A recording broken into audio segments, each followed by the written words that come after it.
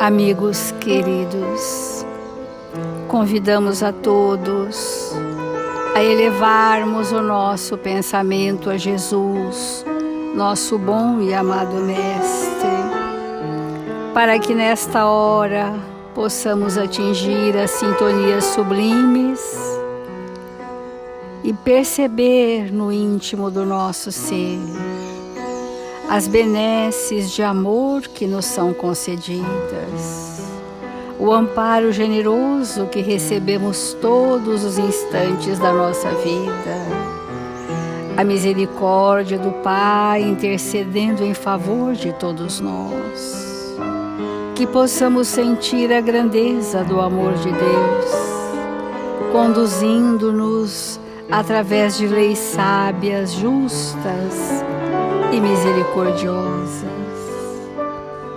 e embalados nestas vibrações sublimes, Senhor, rogamos humildemente, Mestre, em favor de todos aqueles que ainda desconhecem a força do seu Evangelho, a luz da sua misericórdia, para todos aqueles, Senhor, chafurdados nas sombras íntimas, para todos aqueles, Senhor, que perambulam pelas ruas sem um teto amigo, para aqueles que vagam com o pensamento alienados da verdade. Nós te pedimos, Senhor, que os Espíritos amorosos que em seu nome servem a humanidade da Terra possam continuar socorrendo e amparando a tantas dores. Nós outros, Senhor, confiantes e agradecidos por tudo que a vida nos oferece, pedimos, Mestre, que nos faça instrumentos dignos e úteis a serviço do bem, onde quer que estejamos, hoje e sempre. Obrigada, amigos queridos. Obrigada, Senhor Jesus, e que assim seja, Mestre.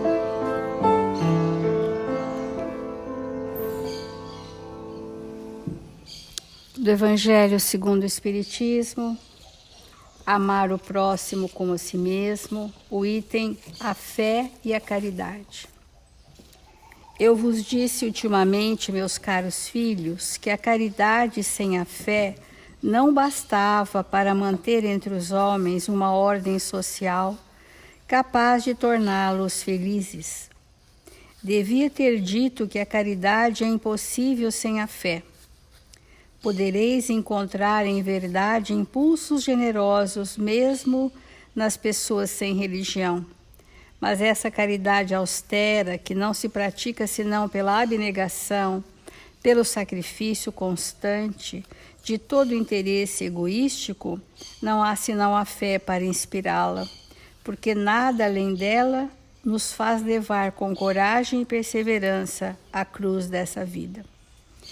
Para nós suportarmos com dignidade as adversidades do caminho, as circunstâncias desafiadoras, as grandes provas que necessitamos passar, se nós não tivermos esse estado íntimo de fé, ou seja, de confiança inabalável de que tudo é justo e necessário, e que tudo encerra um grande bem, um aprendizado na nossa vida, de que não somos vitimizados pela dor, mas que a dor é uma circunstância de um tormento voluntário que eu criei para mim. Se esse estado de fé não for superlativo, a nossa tendência é o egoísmo, é permanecer totalmente encolhido em nós mesmos, como se nós quiséssemos nos ausentar da realidade, porque o extremado egoísmo é uma ausência da realidade, que é o ensimesmamento, né? E que os grandes sentimentos, os grandes valores nobres que vão compor a caridade é a abnegação e o sacrifício de todo interesse particular que me privilegia. Esse é o grande exercício. Nós estamos sempre procurando mostrar o que no Evangelho nos diz como fazer, né? De que forma aplicar aquilo que nós, teoricamente, já temos uma certa noção. Não dizemos que temos conhecimento, porque isso ainda não é estabelecido em nós, mas temos uma certa noção. O pensamento é que vai materializar as nossas ações, induzir os nossos atos, e ele vai carregar as sensações, as emoções e os sentimentos pertinentes ao tipo de pensamento que nós trazemos. Então, se todos os dias eu buscar educar o pensamento, pensar exatamente dentro da verdade sobre os meus conteúdos íntimos, sobre as minhas dores, sobre os meus percalços, sobre os meus desafios, se eu pensar corretamente, eu vou abrindo uma luz que chama lucidez. Eu vou abrindo um entendimento para que esse entendimento novo possa trazer novo sentimento e me pacificar diante das imensas dificuldades que nós trazemos. O que nós queríamos hoje falar nesse aspecto do Evangelho e da caridade é uma lição de Emmanuel que talvez a gente tenha que desmembrar para mostrar a história da humanidade para a chegada da construção da caridade. Porque antes de Jesus, caridade não era um sentimento valorizado e talvez nem conhecido. E Emmanuel diz taxativamente, antes de Jesus a caridade é desconhecida. Porque foi Jesus que veio trazer o amar os vossos desafetos, inimigos, que é o ponto máximo da caridade, através do perdão. E amar a Deus sobre todas as coisas já era conhecido pelos profetas que vieram anunciar a vinda de Jesus. Amar a Deus sobre todas as coisas. E esse amar a Deus sobre todas as coisas não incluía o próximo. Pensava-se à época que os atos de adoração seriam da criatura com o Criador, sem que tivesse que passarmos pelos relacionamentos com os nossos irmãos em humanidade.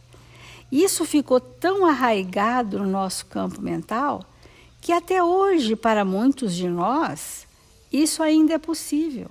Quando uma pessoa se põe a orar sistematicamente, mas as suas ações no dia a dia não condizem com o amar ao próximo, não condizem com o compreender, ceder, ser indulgente, perdoar, ser compreensivo, não inclua essas ações, a pessoa está na ilusão de que ela e Deus, que ela ama a Deus, mas aborrece seu irmão, né? E isso foi o primeiro alerta que nos foi: como amar a Deus aborrecendo o nosso irmão? Se o nosso próximo, hoje o sabemos, é o nosso caminho para Deus, a experiência da caridade precisa necessariamente passar pelos nossos desafetos. Então, Emmanuel faz um apanhado da história da humanidade que marcava posições de opulência, de orgulho racial, de defesa, tudo que aqueles povos caracterizavam. Por exemplo, como ele diz assim, os monumentos das civilizações antigas não se reportam à divina virtude. Os monumentos, aquilo que em cada país era assim a parte mais expressiva daquele povo. Por exemplo, as pirâmides do Egito, né? As pirâmides não se referem à compaixão, se referem a Fausto, opulência, ostentações, poder, né? Os famosos hipogeus de Persépolis, diz Emmanuel, são atestados de orgulho racial, por exemplo. As muralhas da China traduzem a preocupação com a defesa. E assim ele vai elencando os santuários da Índia e outros templos que marcavam o culto externo, a expressão de um povo, mas nada se dizia sobre dar, amparar, ter piedade, compaixão, perdoar inúmeras vezes, né?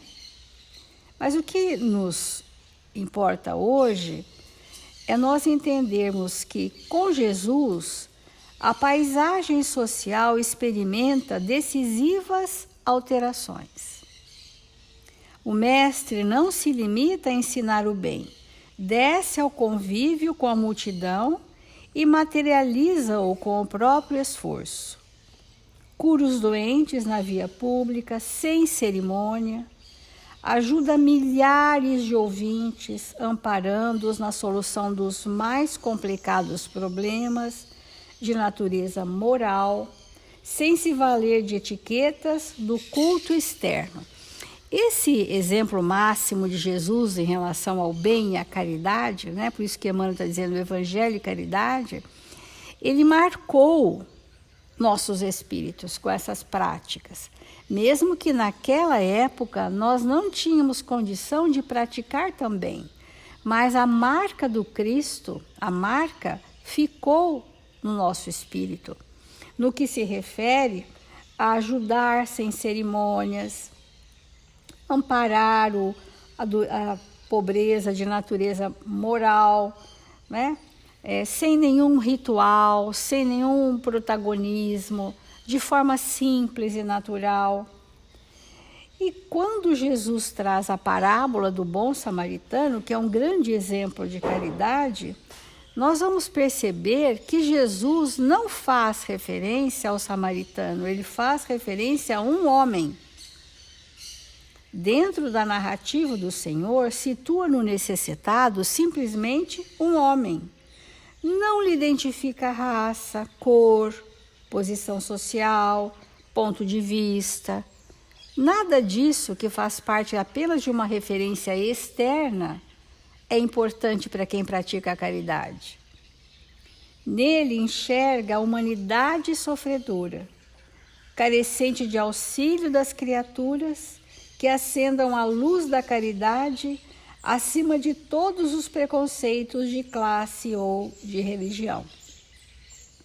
É importante nós afirmarmos que o samaritano, ele estava sob o influxo de Jesus. Ele tinha o recurso dentro dele, mas ninguém faz uma obra de caridade sozinho.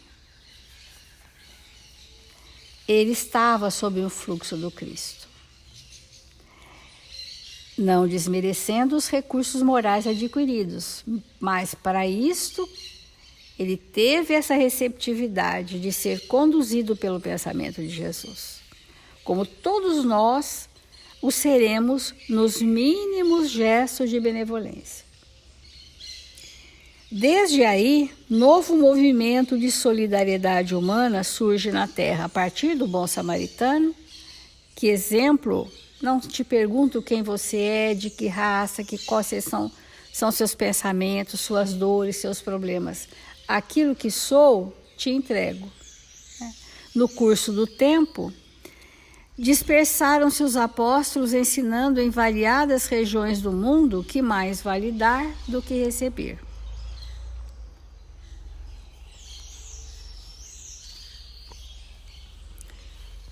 Importante a gente refletir no que a Célia colocou sobre a fé, sobre a confiança em Deus, que nós precisamos ter nessa estruturação da caridade.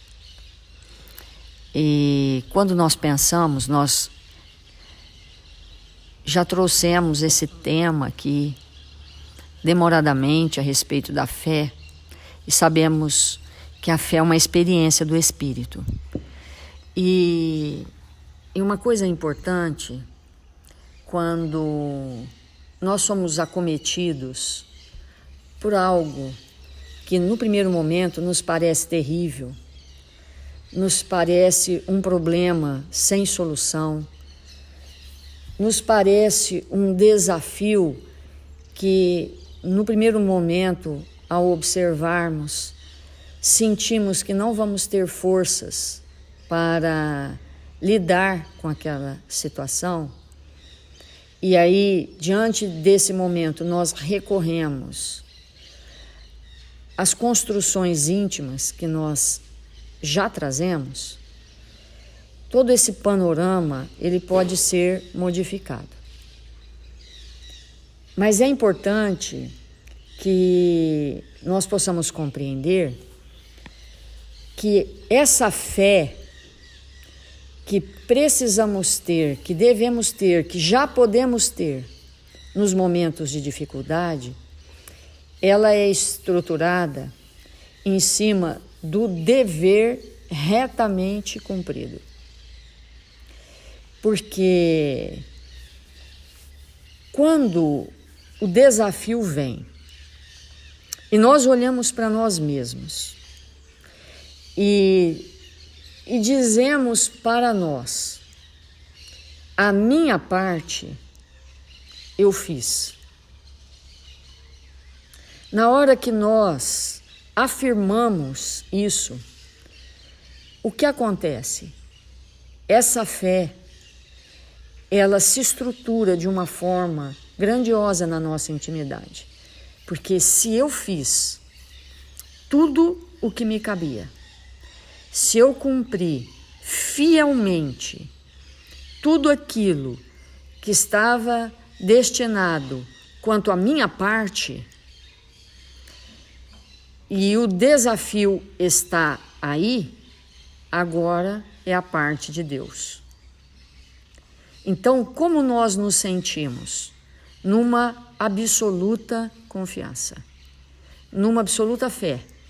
Agora, quando nós não fazemos aquilo que é da nossa parte, quando o desafio chega, nós ficamos temerosos, nós ficamos inseguros. O medo se instala na nossa intimidade. E aí, sem ter feito da nossa parte, é impossível ter essa fé. Porque eu fico com medo não do que virá, não do que o Pai não vai me oferecer, não do que a situação realmente é desafiadora, o tanto que ela é desafiadora, mas da minha parte que eu não fiz. Então, a grande maioria da humanidade que não tem essa fé estruturada é porque não faz da sua parte. Então, por exemplo, quando nós vemos Joana de Cusa, aquele espírito que teve com Jesus, que aceitou aquela recomendação de voltar ao seu lar e conviver e ser fiel aos seus compromissos com o marido Cusa, e depois cumpriu com as suas tarefas como serviçal e manteve-se ao lado de um filho ainda infantil como espírito, com extremadas dificuldades. Na hora que chega o momento do testemunho, o espírito olha no panorama ao seu redor e fica tomado de uma fé inemovível. Então é muito importante que nós nos lembremos disso, que uma parte muito grande da estruturação da fé é a experiência da vivência dos deveres retamente cumpridos. Então, quando a gente vê alguém que nós amamos e que está indo para um precipício e que a gente grita para que ele não caia e que nós damos tudo que nós temos para que aquilo não aconteça e que nós envolvemos aquele espírito com todo o nosso cuidado, que nós fazemos de toda a nossa parte e mesmo assim ele faz aquela escolha, quando ele cai, evidentemente que nós nos entristecemos, mas nós não perdemos a fé de que ele vai se erguer. Por quê? Porque a nossa parte a gente fez. Então é extremamente importante que nós possamos, assim, toda vez que a fé nos falta, que a confiança em Deus parece não existir na nossa intimidade ante um problema e um desafio, é bem importante que nós perguntemos à nossa intimidade o que eu deixei de fazer que era da minha parte. É isso que está me enfraquecendo agora. Então, é relevante esse assunto no tema caridade. Muito relevante, porque os espíritos superiores nos esclarecem que a caridade, como entendida por Jesus, é a expressão da benevolência, da indulgência e do perdão das ofensas. Então nós vamos nos demorar um pouco nesses valores para que haja um estímulo na nossa intimidade para que sejamos inicialmente benevolentes. Então trouxemos um texto intitulado Benevolência em Ação, do livro Paz. Então, Emmanuel diz assim: usa a benevolência tanto quanto puderes, recordando que todos somos necessitados de tolerância.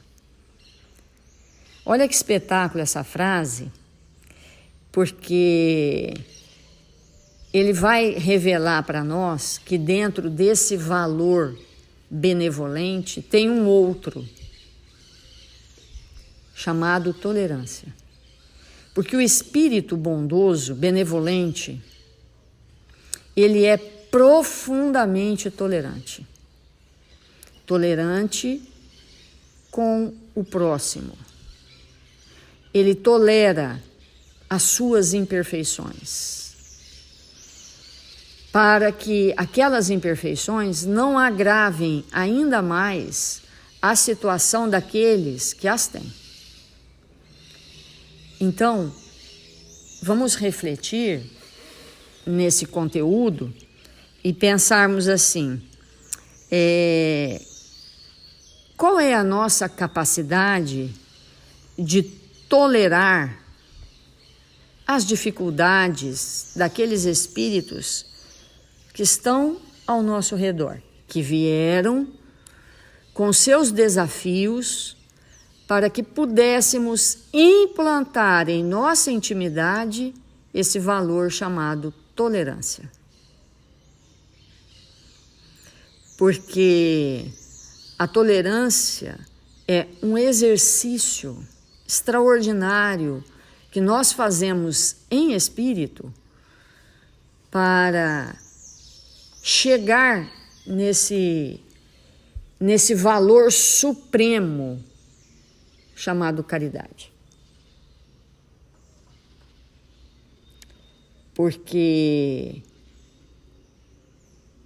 todos aqueles que nos rodeiam trazem, de uma forma ou de outra, esta oportunidade para nós. Então, Emmanuel continua: todos nós, contando com o amparo e a compreensão uns dos outros, a fim de conseguirmos atingir a solução dos nossos problemas. Então, cada um de nós trouxemos desafios íntimos a serem superados na existência. E quando nós somos amparados pela compreensão uns dos outros, eu acho que esse valor da compreensão é sempre algo que fala muito fundo ao meu coração. Muito, mas muito mesmo. Porque quando nós estamos ante uma dificuldade íntima, que a gente sabe que existe, não consegue vencer ainda, embora nós já estejamos nos empenhando para isso, e a gente cai, e alguém olha para nós com ternura, com compreensão, estende as mãos, nos ampara, nos ergue, nós somos tomados de uma força extraordinária para prosseguirmos apesar das nossas dificuldades.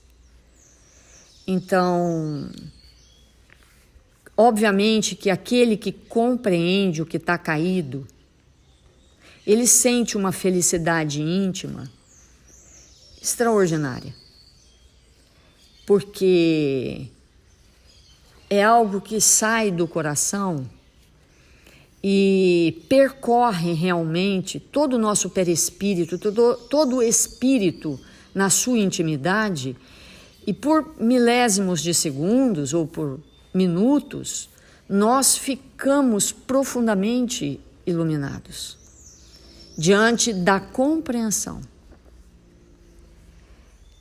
É quase um êxtase do espírito. Você vê que o outro está ainda naquela situação e, às vezes, aquela pessoa está caída e a gente tem tanta compreensão por aquele que está caído que a gente não quer olhar para que o outro não se constranja. A gente sai daquela coisa da curiosidade. Porque somos espíritos muito curiosos. Mas curiosidade não é interesse, gente. Curiosidade não é interesse. Às vezes a gente olha para o espírito que está caído e fica curioso para saber isso, aquilo outro e tal. Mas isso não é interesse. Então, o profundo entendimento, a compreensão, porque a compreensão independe da gente entender o porquê. Compreender que o outro está caído, compreensão independe de você perguntar, mas por que você caiu? Mas o que te levou a cair? Mas independe dos porquês. A compreensão é um sentimento de acolhimento profundo no nosso coração. Na medida que a gente começa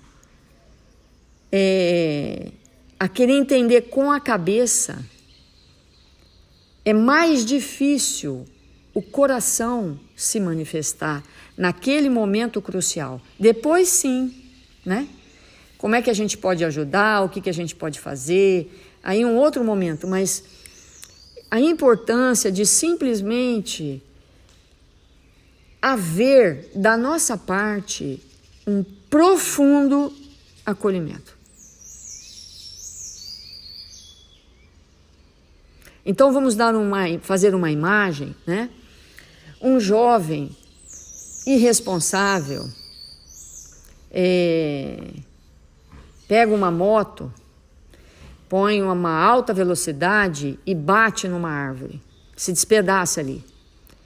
Chega o SAMU, o médico, imagina se o médico começa a perguntar assim, mas por que você bateu? O que você tomou? Mas o que é a função daquele médico que chega? Imediatamente acolher, socorrer, estancar o sangue, enfim. Fazer todo um procedimento para socorrer de imediato. Depois que o espírito já está andando, já está de volta às suas atividades, aí sim, vamos perguntar. Vamos levá-lo a uma reflexão, né? Porque esse socorro que nós devemos dar para aqueles que se encontram caídos, num estado íntimo de profunda tolerância, profunda, necessita que nós tenhamos esse desprendimento íntimo, que é fazer da nossa parte. O médico chega ali, qual que é a parte dele? Estancar o sangue, fazer o curativo, tentar fazer o coração voltar a bater, enfim, imobilizar corretamente, é a parte que lhe cabe. Então, esse movimento que nós temos que fazer com a alma é muito importante, para a gente ir entendendo o que é cada um desses valores que vai nos fazer espíritos caridosos. Vamos fazer a prece.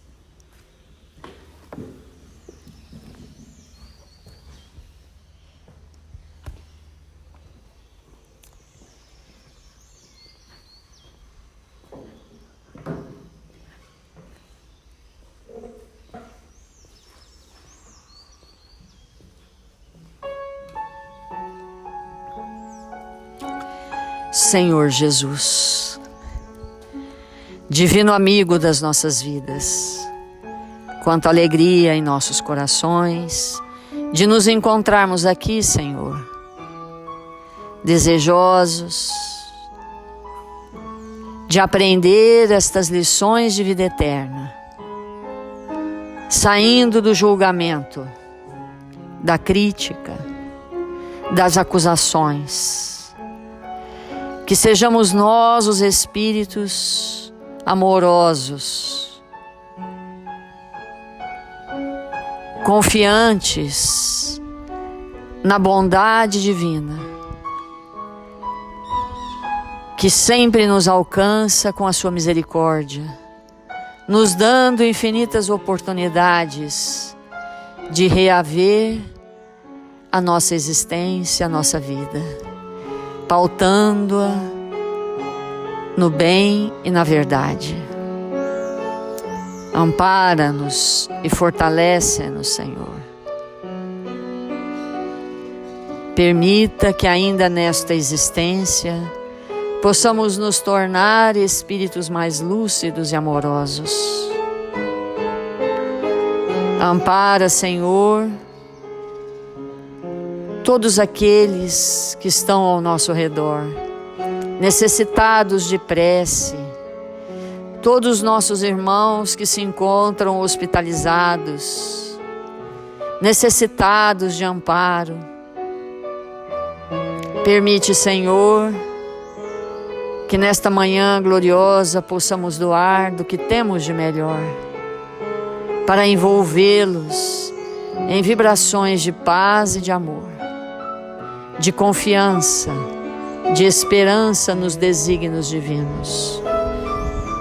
Que nesta hora abençoada, Senhor, nós possamos pensar no nosso país, na nossa nação, Senhor, para que nós, brasileiros, possamos exercer as mínimas tarefas que aqui viemos cumprir, com responsabilidade, honestidade, nos entregando uns aos outros, para construir a bandeira da fraternidade, Senhor, em nossos corações. Que o Senhor nos abençoe e nos fortaleça, hoje e sempre.